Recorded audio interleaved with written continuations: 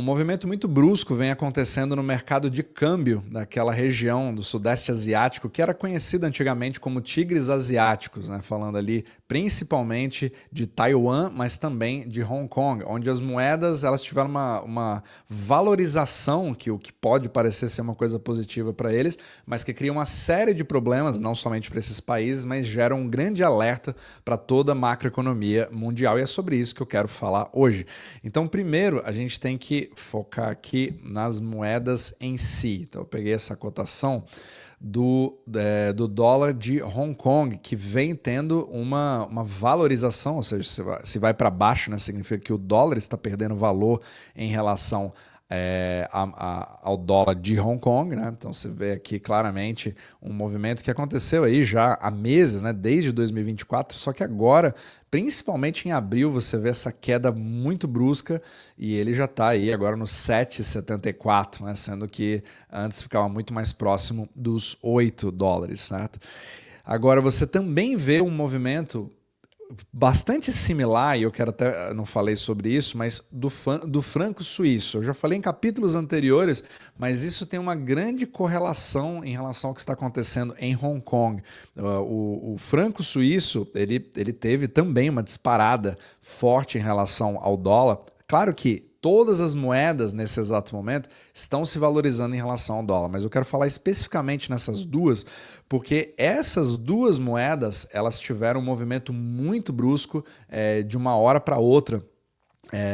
Nos últimos dias, principalmente, fazendo com que haja uma busca por segurança e liquidez, especificamente nessas duas moedas. Então, por que isso? O franco suíço ele é como se fosse um paraíso ali, uma ilha de segurança dentro da Europa, né? A Suíça ela não faz parte da zona do euro e pela estabilidade da economia suíça, mas também pela demanda externa dessa moeda, quando você tem um pico muito forte, ela mostra a busca, novamente, por colateral, por segurança, por liquidez. Isso, inclusive, está criando sérios problemas para a própria Suíça, que agora vai ser quase obrigada a ter juros negativos, porque é uma enxurrada de dinheiro sendo repatriado nesse exato momento, buscando o franco suíço. E é exatamente o mesmo tipo de mentalidade que você acaba pensando no dólar de Hong Kong, né? Então Hong Kong, para quem não sabe, ele não é o mesmo sistema da China, apesar de ficar ali na China, até é considerado ali como uma outra região, não quero entrar muito nessa parte geopolítica, mas ele tem uma moeda específica que é muito usada principalmente pelo mercado, o mercado financeiro da China, que é muito baseada em Hong Kong. E essa demanda excessiva pelos dólares de Hong Kong cria uma certa preocupação e uma necessidade de intervenção nos mercados. É o que eu sempre falo. Todo mundo, quando você tem uma movimentação assim durante meses, é até aceitável, é uma tendência, mas quando ela começa a acontecer de um dia para o outro, é um movimento extremamente brusco. Isso mostra que você está desfazendo de movimentos como carry trade, basis trade.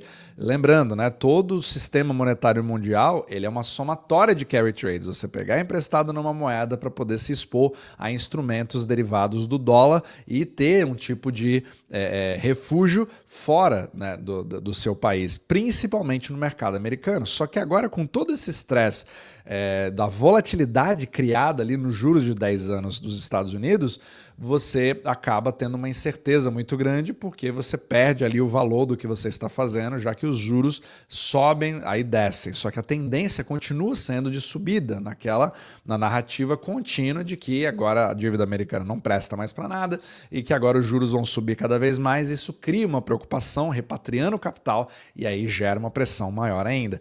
Só que tem uma moeda que está simplesmente explodindo de uma forma completamente anormal, que isso a gente precisa prestar bastante atenção, mas antes de falar dela, só aqui, diante de tanta incerteza, né, se você quiser dar uma olhada nos seus investimentos e fazer uma revisão gratuita do seu portfólio, você pode escanear esse QR Code aqui para falar com o pessoal da nossa equipe. E também para conversar especificamente sobre como funciona o sistema Eurodólar, todos esses movimentos, entender bem a mecânica monetária, como acompanhar os meus próprios investimentos, você pode considerar se tornar membro aqui embaixo no canal, no botão, no próprio YouTube, onde você clica em tornar-se membro. Ok? ok?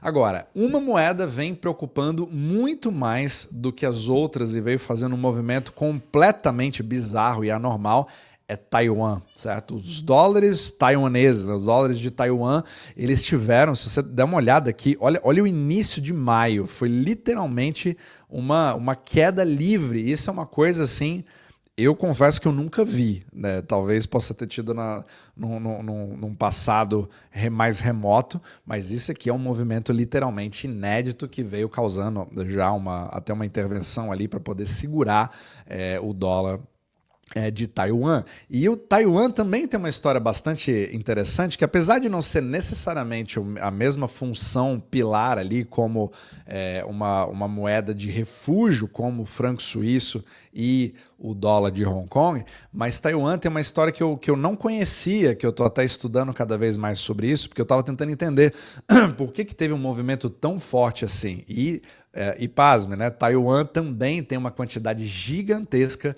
de reservas em bonds americanos, né? Que é o famoso colateral. Você percebe como a estrutura dos bonds é tão importante, né, na economia mundial, né, em todo o sistema global. Lembrando, né, não estamos mais no padrão ouro, mas você pode pensar como nós estando no padrão bonds, porque ele é toda a espinha baseado no repo, baseado tri-party repo, tudo aquilo que eu já expliquei em capítulos anteriores, ou seja, você usa os bonds americanos como colateral para crédito. Agora dá uma olhada no exemplo aqui de Taiwan, como que isso funciona. Inclusive encontrei um podcast que falou sobre isso em 2019 e por incrível que pareça, você tem hoje um mercado de bilhões e bilhões de dólares de seguro de vida em Taiwan.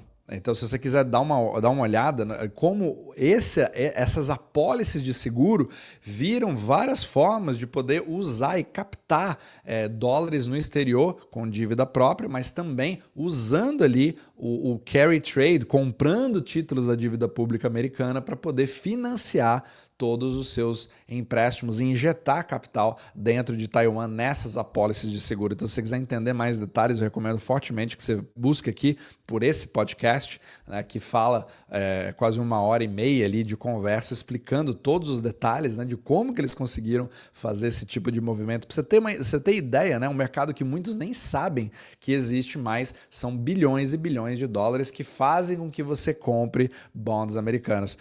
O que eu mais quero passar aqui é que você precisa entender que toda a economia global, ela apesar de ela é integrada, mas cada país tem uma forma de usar esses bonds americanos para um mercado específico, para operações. Então, o Japão faz de uma forma diferente da China, diferente da Europa, diferente do próprio Brasil e de outros lugares. E isso vai fazendo ali meio que um sistema Frankenstein, que cada país tem a sua função, mas todos eles criaram a formatação de como funciona o nosso sistema monetário hoje. Então, se você quiser dar uma olhada, né, de como isso em mais detalhes eu vou explicando no capítulo para os membros também. E é isso, e todo esse movimento, quando você começa a ter incertezas, os juros começam a ficar extremamente voláteis e a incerteza, né, das narrativas baseadas ali nos bonds americanos, isso afeta todos esses mercados ao mesmo tempo. Porém, os fundamentos não mudam. Então é muito importante você entender isso. Apesar de nesse exato momento você estar ali com o DXY caindo, despencando, literalmente todo aquele consenso, né, de que o dólar agora está em vias de morrer porque ele está ficando cada vez mais fraco, você precisa entender que todos esses movimentos não necessariamente eles são feitos porque se quer fazer. Você está se desfazendo da sua posição e buscando outros lugares, mas fica aquela questão. Qual que é o melhor mercado agora? Você pode até ter oportunidades em vários mercados emergentes, na própria China, o capital indo para a Europa, o que não é de tudo ruim, porque estava extremamente concentrado nos Estados Unidos. Porém, todo esse mercado é alavancado em dívidas em dólares e todas essas dívidas precisam ser pagas com juros. Então chega uma hora que a conta começa a voltar, porque por mais que você esteja cuidando dos seus comércios locais, como você está fazendo agora, isso volta novamente para suas dívidas já contraídas em dólares. Não se esqueça. Você não consegue se desfazer do dólar simplesmente por mudar a sua decisão de investimentos para sair dos Estados Unidos e agora ir para Hong Kong, ir para, né, outros lugares, para a Europa, porque você precisa pagar as suas dívidas em dólares. Isso não tem nada a ver com os Estados Unidos. Isso tem a ver na forma que o sistema, hoje, o sistema eurodólar, né, dos dólares fora dos Estados Unidos, que é um sistema muito mais alavancado do que dentro dos Estados Unidos, com muito mais dívidas do que os 36 trilhões, que é o foco de todo mundo. E lembrando novamente, né, descrever um sistema não significa defendê-lo. Isso não tem nada de bom para os Estados Unidos. Pelo contrário, isso cria cada vez mais incerteza em relação ao funcionamento do sistema monetário mundial. Então vai ser muito interessante.